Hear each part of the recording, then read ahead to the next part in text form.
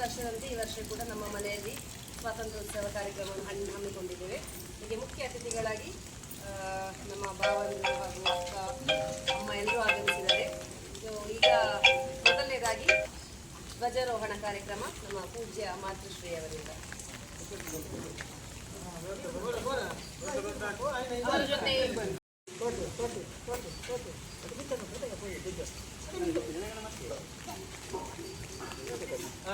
जनगण मन अधिनायक जय हे भारत भाग्य विधाता पंजाब सिंधु गुजरात मराठा द्राविड उत्कल वंग विंध्य हिमाचल यमुना गंगा उच्चल जलधि तरंगा तव शुभ नामे जागे तव शुभ आशीष मागे गारे तव जय गाथा जनगण मंगलदायक जय हे भारत भाग्य विधाता जय हे जय हे जय हे जय